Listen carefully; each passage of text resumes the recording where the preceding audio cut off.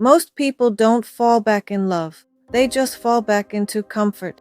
So why does getting back together feel so real? Sometimes, even more than the first time. It ended. You were exhausted, hurt. There were reasons it fell apart. And yet, when people reconnect, they start hoping again. This time will be different. We won't lose each other again. If we both try harder, maybe it'll finally work. Why? Because people often interpret reunion as meaning. When something broken comes back together, it feels important, fate-like, special, almost meant to happen. You start talking again, laughing again, feeling connected again, and people mistake that feeling for proof. Maybe the love never left. Maybe we were always supposed to come back. Maybe this really is my person. But sometimes, love isn't the only thing that returned. Comfort, familiarity, relief, attachment, and the version of yourself that existed inside that relationship, that's the part most people don't realize.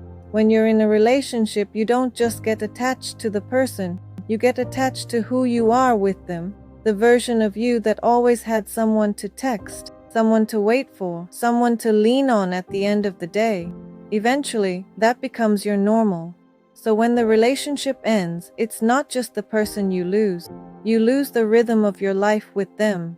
And sometimes, that's the part that hurts the most. The routines, the familiarity, the feeling that someone was there. That's why getting back together can feel so powerful. Not because everything was fixed, but because the emptiness temporarily disappears. And that relief can feel like love. You think, this has to mean something. We found our way back. This time feels real, but sometimes you didn't fall back in love, you just felt relieved again.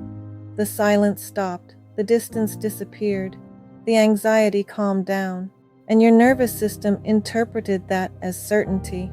But relief isn't the same thing as repair. That's the part people miss, because getting back together doesn't automatically change what broke the relationship. The patterns are usually still there. Avoidance, fear, emotional imbalance, the same wounds, the same reactions. At first, everything feels different. People try harder, they are more careful, more grateful, more emotionally present. And honestly, reunion can feel even more intense than the first relationship. Because now, you know what it feels like to lose each other. But over time, most people slowly return to the same emotional patterns. The avoidant person avoids again. The anxious person becomes anxious again. The silent person starts swallowing things again. And eventually, people realize, wait, I really thought this time would work. That's why reunion can be so confusing, because hope feels almost identical to love.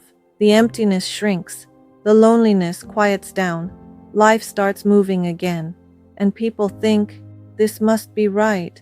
But sometimes they're not reconnecting with the person. They're reconnecting with the version of themselves they miss the most. Do you actually want them back? Or do you just miss who you were when they were there? Emotions fade, but patterns remain. And if you keep getting hurt for the same reasons, I'll leave the deeper breakdown in the pinned comment. This was Dodo Song. See you again Sunday.